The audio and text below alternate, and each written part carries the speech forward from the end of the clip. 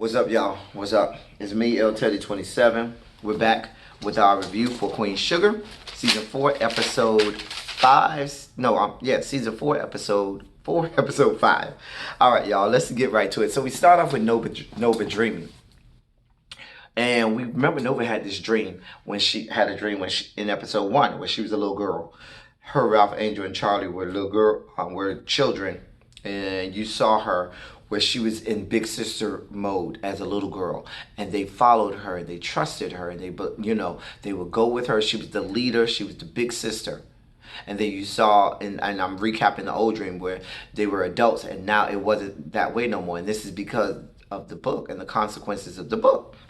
So now you see her, she's been having this dream of herself as a little girl, but this time she says she's had this dream, I think 3 times now, but this time she's home on the farm as a little girl. You hear her mom in the background saying, "Nova, are you okay?" or something like that. And Nova says, yeah. Little Nova says she's okay, but Big Nova's in the doorway looking at Little Nova. And Little Nova looks at Big Nova and said, "Nova, are you okay?"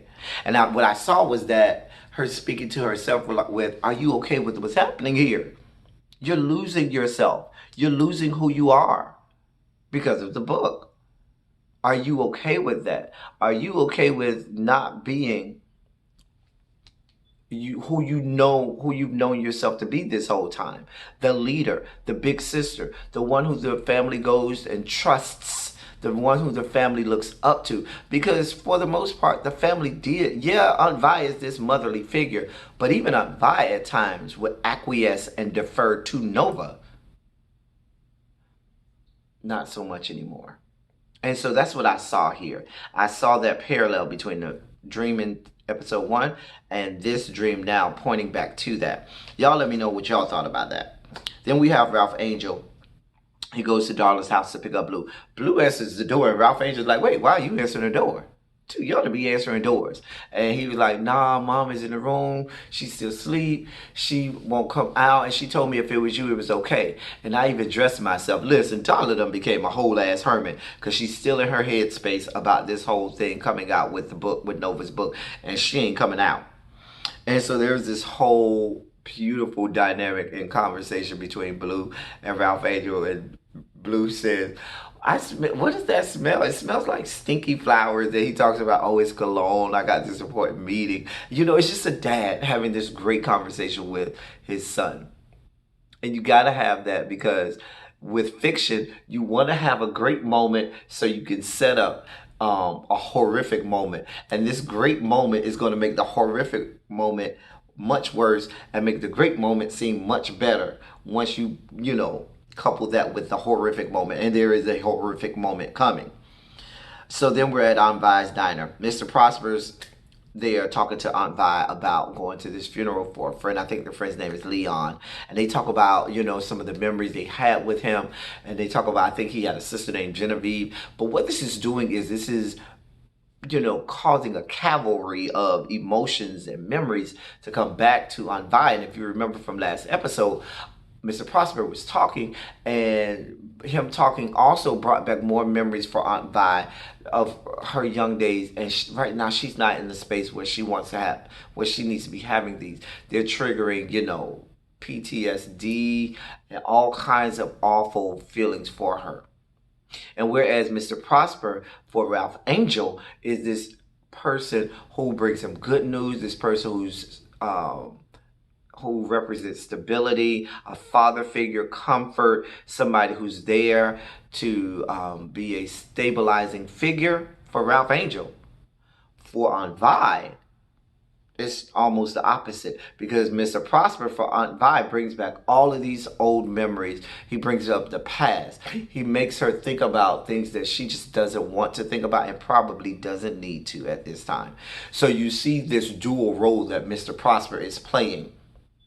He plays one role for Ralph Angel and then one role for Aunt Vi, good and bad. And he's not doing it intentionally. There's not malice on the bad side, but it's just what it is. And so I like the writing there. Remy then comes to the diner. He's back in town. He's looking like a whole ass snack. Screw that. He's looking like a whole 4-course meal. Okay? Whew. Anyway, so he and Vi's glad to see him. Hollywood's glad to see him. There's the whole and they talk, and he's like, "Hey man, you ain't been calling nobody. You ain't been answering no phone calls. What's been up?" And so you see they're gonna catch up because he ain't been talking to nobody. So then Charlie's at her home, at her house. Not actually, Charlie's is in her office. I think the office at the house. And Davis calls her. Davis is all irate and everything because the scandal with the chick with the basketball team has resurfaced and is all over the news. And he was like, "Listen, what am I gonna do?" Da da da da. And Davis went straight back into old Davis West mode when he and Charlie was married. And you see this dynamic where he goes right back to the place where he would say, "Hey Charlie, what are you gonna do?" Because Charlie's a fixer. Charlie knows how to fix these things. And he was like, "We gotta handle this. We gotta do this." And Charlie at first is like, "Nah, we ain't gonna do that." And Davis uses his old same tactics. "Listen, this is gonna affect Micah. And it's going to affect all of us. And we got to get on top of it." And once you kind of put Micah into it, Charlie switches from Charlie businesswoman mode to Charlie mother mode. And Charlie mother mode is going to do everything she can to protect her son. So she said, "Listen, all right, I don't want to be seen with you. So you're going to have to come to my office. I'll see you at noon." Gets off the phone with him. Raul, Pablo, Enrique, Consuelo, Jorge, Jose comes over. They talk it up, chop it up, kissing and all this, so forth and so on. And you see this great dynamic between the two. Everything seems so good between them, but you can see that that he, notices how Davis has this ability to change her. And we'll talk in a second about the Davis and Charlie relationship. So then we have Darla in bed. Told y'all she done turned into a whole ass hermit. I think the new boo tried to call her on the phone, sends him the voicemail. She's not here for it. You see her try to earnestly pray to God about fixing this situation and helping her get through this. And you see signs of relapse. I mean, you see that she is not in a good place. And she's definitely showing signs that she's perhaps, you can almost see it happening where she's relapsing. She's going back to her old place. And it's kind of scary to see her back at this place, knowing where she was an episode or two ago. Not good stuff at all. So then Nova's at one of her book tour events. And they give the microphone to somebody in the audience. Lo and behold, is one of her former professors. I don't remember the lady's last name, but her first name is Octavia. Now, here is why this was important. Because whereas the family can come and confront Nova, and the family for Nova represents the emotional side. The family is filled with, "I don't like how this made me feel. I don't like this. I don't like that." But they can't speak to the intellectual side. And that's what Nova can hold on to. Nova can hold on to, yeah, you may not like how it made you feel, but academically and intellectually and scholastically, this book is sound. It's good. It's needed. It's the right thing. And I'm getting all of these rave reviews from New York Times and people and organizations that I respect in the world of literature and writing. And so now you have one of her professors who taught her literature and writing, who comes and pokes holes in the book. And she is credible. She is credible. Because she is deemed by Nova credible enough to critique her work on that level.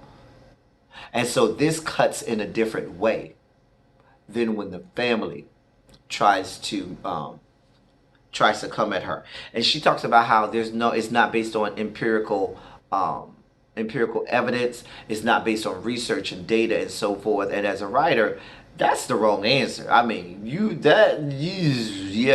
You don't want to hear that as a writer. She went as far as even to call her amateur, saying this is, the traits of an amateur. Nova, Nova tries to come back at her, but you could see, and Retina Wesley is great at, the facial expressions and emoting multiple feelings through her facial expression, and you can see that at this time. Moving on, we see at Aunt Vi's diner, Remy and Hollywood are having a conversation, and Remy's like, "Listen, I ain't coming back here. I ain't moving back. I'm going." I think they said he was in Houston. He's like, "I ain't coming back. This is my wife's home, not mine. My wife been dead. I thought I was gonna have something with Charlie. I really thought she was the one. That didn't work out. Then I started doing things with Nova, and I thought I had feelings for her. That didn't work out." And Hollywood, I think my phone rang at the time, and he said, one of the two, either Charlie or Nova, he said, "I thought she would have worked beautifully with you. I thought y'all had a great dynamic. I thought y'all were going to be great together, would have been great together. And I'm upset that it didn't work out." And he was like, "I wouldn't tell Vi this, but I really thought y'all were going to work out." And I don't remember if it was Nova or Charlie. Y'all let me know in the comments which one he was talking about. He was like, "Listen, nah, we ain't doing that." And so Vi comes and brings him something to eat for the road. And he's like, "Listen, peace out. I'm out. You tell both Nova and Charlie I said goodbye and thank you, but I'm out of here." I don't think this is the last we're going to see of him. And I think he's going to play a very instrumental role, hopefully. But I'm thinking later on down the line, I could really see that he's going to play a role down the line. I wonder if Nova wrote about him in the book. We'll see. Charlie is at the meal with Davis. No, I'm sorry.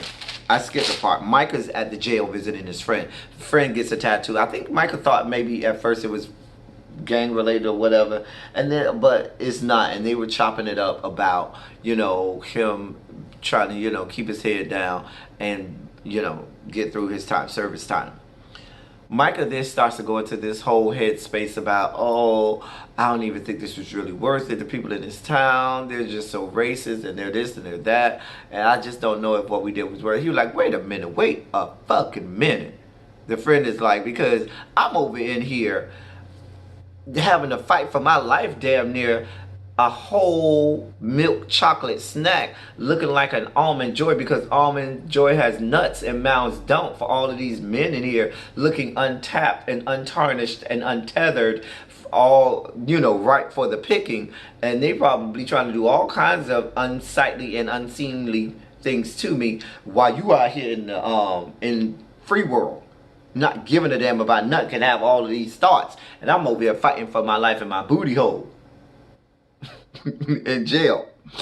And so he was like, "No, this has to have been worth it, because I'm over here doing all this. Oh no, it was worth it. It better have been worth it." And you see Micah. Micah is just young and dumb, and he's in his headspace, and he's at this time period in his life where he's doing stupid things, and it's a teenager. He's being a teenager. He's making all of the bad decisions, saying all of the wrong things. For all of his intellect, he ain't that bright right now, because no teenager is at that point. Nova then goes to confront Octavia. Octavia is, I don't know if they're in class or if this is just some book club, but Octavia knew. She knows Nova. She knows that conversation she had at the book tour event was going to make Nova want to come and have this intellectual sparring session. And she was like, "Oh, I'm in the middle of class. If you want, you can come and join us." She was like, "Oh, you thought I was going to come in?" And she was like, "Mm-hmm." And what did she do? She sat her ass down and was ready for it. And a good intellectual, you do not run away from a good intellectual sparring. So that was great. I'm here for an intellectual, sparring session. Then you got Ralph Angel and Ugly Chick. And I don't care how many comments y'all give me. I don't care how mad y'all are, and I don't care how mad y'all or disrespectful y'all think I am. Fuck y'all and fuck Ugly Chick, because she is pulling up on my boo. She's trying to get with my boo, and I don't like her, and y'all can't make me like her, and I don't care. If you don't like it, fast forward through this part of the review. But she will be Ugly Chick, because she's pushing up on my boo, and I will send that bitch anthrax. Whatever. Moving on. Ralph Angel's at school playing with his friend, and he says something to his friend about his pops, and his friend was like, My mama told me you ain't got no daddy. And then I heard my aunt on the phone with my mama talking about you, and they both said you ain't got no daddy. And Blue was like, my daddy is my daddy. My mama said that you ain't got no daddy. And my aunt said it too. And so Blue, listen, we went from 0 to 100. We are now at DEFCON 5. We have gone from fucking normalcy to threat level red. The worst case scenario has happened. The worst part of what we thought this book could bring has now come crashing down upon us. I really wasn't ready for this to happen so fast, but it happened. Yeah, I mean, it went quick. It happened real quick. So then we got Ralph Angel back on the date with Ugly Chick. Yeah, I said it. Thank God, whoever it is that called. I don't know if it was school. I don't know if it was Dollar. Somebody called, and they say it's about Blue. And he was like, I'll be right there. Because they had just got through kiss. That Ugly Chick was like, well, hurry up and answer the phone so we could do another kiss. Thank God for whoever called. Because y'all gonna make me send this chick anthrax for being all up on my boo. I ain't here for her. Anyway, so he's got to go. Charlie's then with Davis at the office. And you see Charlie, I'm just looking at my notes. You see Charlie, she starts to see through Davis and all of his bullshit, okay? Because what Davis was trying to do is Davis is trying to go back to old Davis, where married Davis could talk to Charlie. He had control with his words, though. Vocal control. It wasn't control in the sense where he was verbally abusive. But it still was control in him being able to be verbally manipulative with Charlie. Being able to get him to do exactly what he wanted to. Knowing exactly what to say to get her to fix things or move how he wanted her to move or do what he wanted her to do. And that is certainly control. And so we get a glimpse into what it was like when they were actually married. That dynamic. And what I paired that with is, yeah, this is a controlling situation in the same way. Not totally, but think about Aunt Vi and Jimmy Dale. And whereas maybe Jimmy Dale's and Aunt Vi's situation was more so abusive, it was still control. It may have been physically abusive and controlling and getting Aunt Vi to do whatever he wanted, and verbally abusive and controlling, but it was still control, where Jimmy Dale was able to control Aunt Vi and get her to do what he wants. You see that in the dynamic between Charlie and Davis, and yeah, it's not abusive, but controlled still nonetheless. So I'm seeing this, from both angles. And so eventually, because he's talking about, they're protesting, college students protest. That's what they do. They'll protest that the wind is blowing too hard. That's what college students do. And she tries to tell him, listen, why don't you try and get in front of this? Maybe do a press conference, speak truth to this, and maybe it'll blow over. He ain't trying to hear it. He's still trying to control her. And she was like, listen, I told you I want to be seen with you. And there's a reason nobody wants to be seen with you, Davis West. Why? Because you have a little penis. Not penis, because penis is a little too vulgar and not palatable. But penis, because penis is a little more palatable. So we'll call it a penis. So you and your little penis that surfaced all over the internet years ago, about a year or two ago. Nobody wants to be seen with you, because it's almost more embarrassing for her to be seen with you, with the whole world knowing that she has to live with not being satisfied sexually by your little penis. That's more embarrassing for her to have to be with somebody with a little penis than it is for you having to live with this little penis for your whole life. She's probably more embarrassed. No, bitch, I don't want to be seen with you and your little penis. You ain't even cute enough for me to have to deal with you and all of your bullshit. You got a whole ass other family. You got a whole ass daughter. You got a whole ass side chick and all of this shit that you got going on. And yes, resurfacing, but that ain't my problem. I don't care. So you take your little small penis and you deal with it. That ain't for me to deal with. And I'm glad that, she's turned the page on him. After all of his bullshit, she's not going back down that road. She's not going back down that chapter in her life. And I'm here for it, Charlie. I like this Charlie. This is new Charlie. Smart Charlie. Next, we have Hollywood and Aunt Vi. Hollywood is helping Aunt Vi pack up the food from the repast, where what Mr. Prosper was talking about of his friend.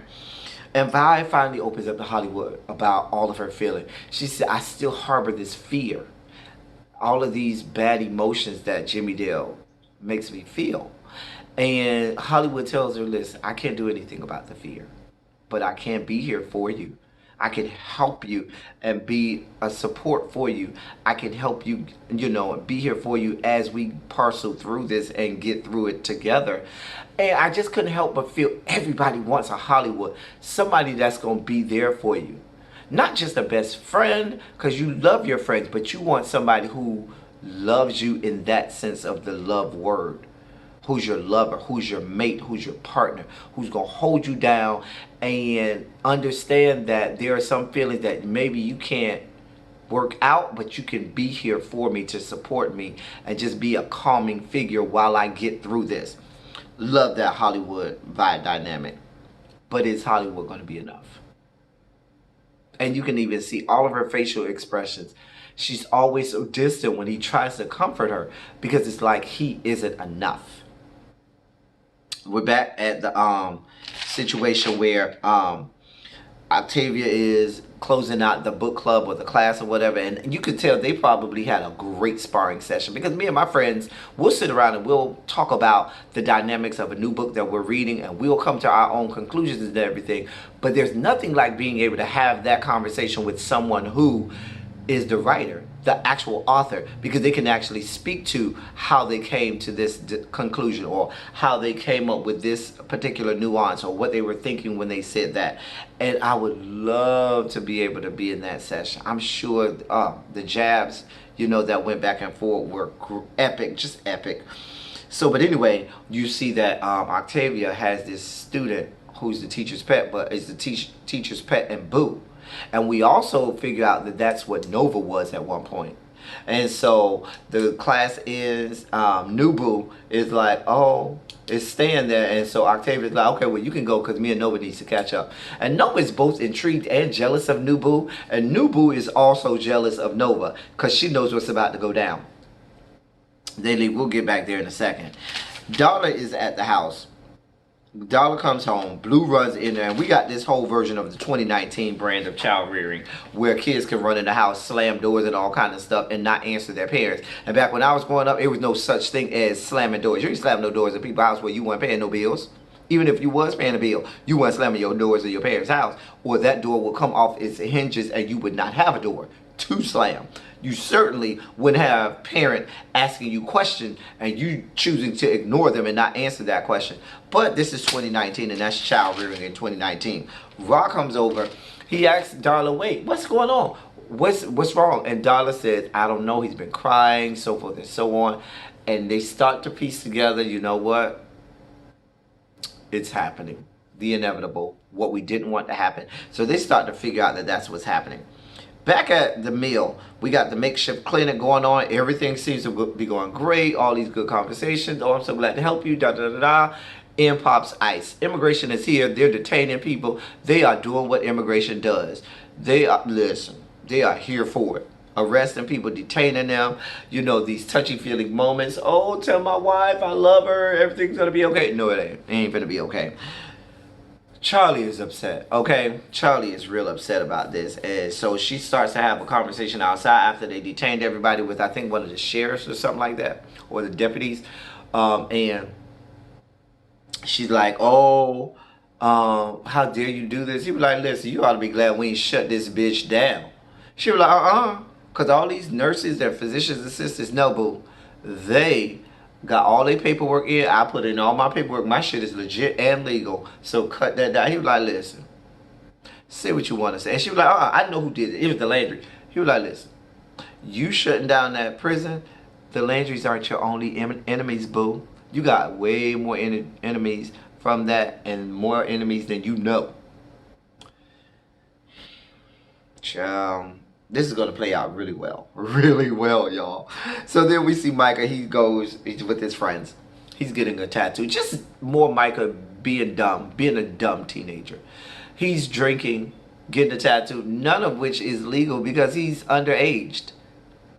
He's under 18. But just drunk, getting a tattoo, all of that good stuff.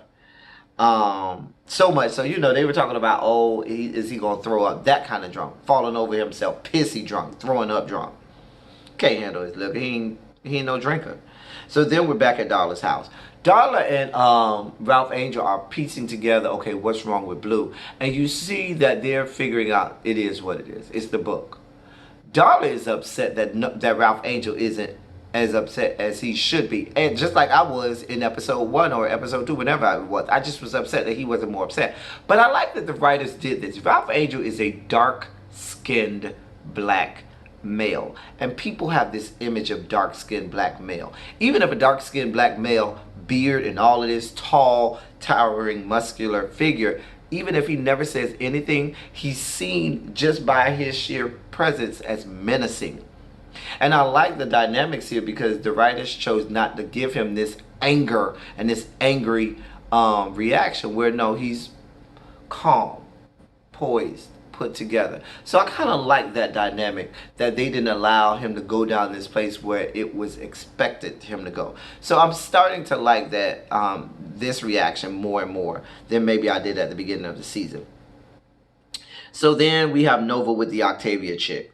They start to go back and forth. Octavia is upset that she didn't play a bigger part in the book because she knows the relationship that she and Nova had. Yeah, that was her professor, and the professor taught her, but the professor was also her lover at one point. And I wonder if this was during the time where where Nova was trying to figure out herself sexually and her whole sexuality, and whether or not she wasn't someone who helped Nova figure that out about herself. And so she was like, listen, you giving me one line in the book was much worse than you not even having me in the book at all. And that's true.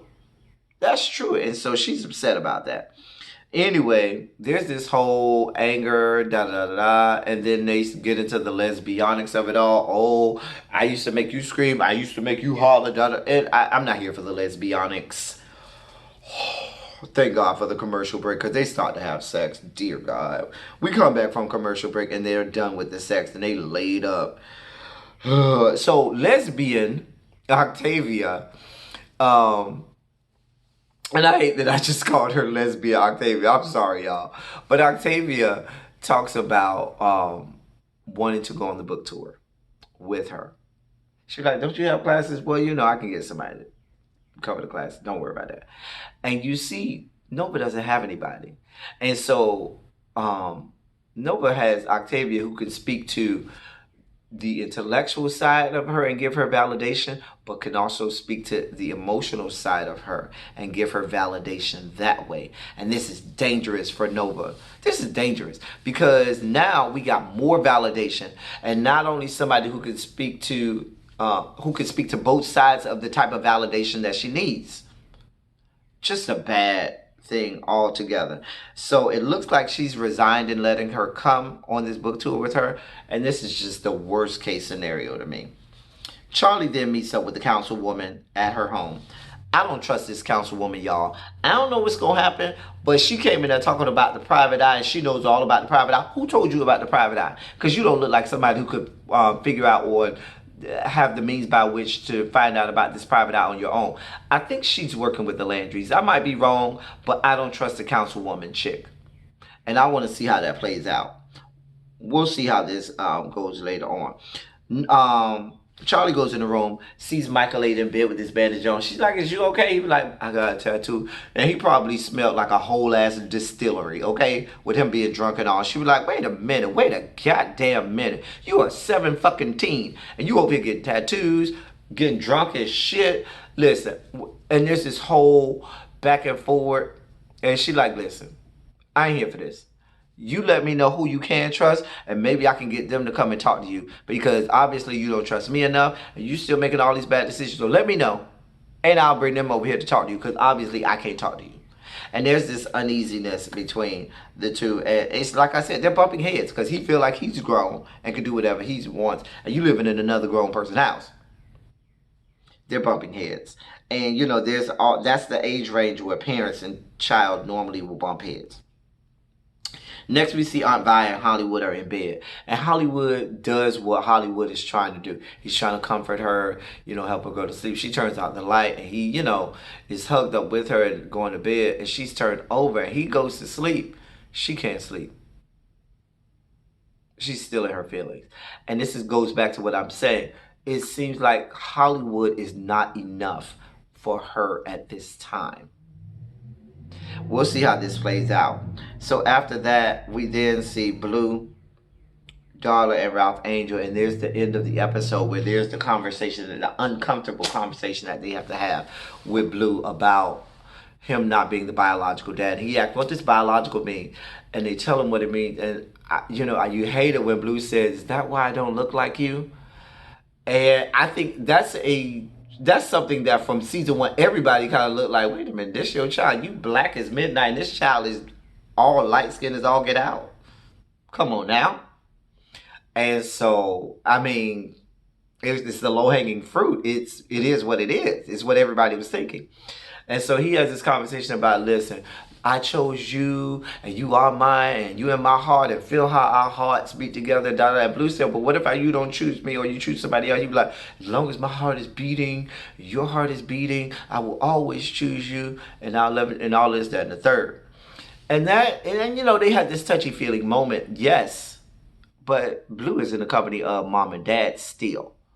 What happens when he's back on the playground? And kids are being kids and being disrespectful to each other. What does he do then? Does he start to act out? Does he fight? Because children don't have sometimes the best reactions. Adults don't. So children who aren't in the headspace to be able to deal with all of these emotions and all of these revelations, how is he going to react? So I'm curious to see how this is going to go. Yeah, this might have been good for right now, but he's not going to be in the company of Ralph Angel and Darla for the rest of eternity. He has to go to school. He has to deal with other children. And children are some of the most vicious, vile, and cruel people on the face of the planet. Trust me, I deal with them all day, every day. So that was episode 5 of season 4 of Queen Sugar. Y'all let me know how y'all feel about this review. Please leave comments because I love your comments. I want to know, and I want us to chop this up in the comment section, all right? I'm thinking about perhaps doing one of these reviews where I do it live as I'm watching it during a live stream. Y'all let me know if y'all want me to do that or not, or if you want me to keep it the way I've been doing it. That's all I got for y'all this week, y'all. This week, y'all, we'll be back in 2 weeks. Not 1 week, but 2 weeks on the 24th of July. All right, y'all? That's all I got for y'all. Thank y'all for coming. Y'all drive safely.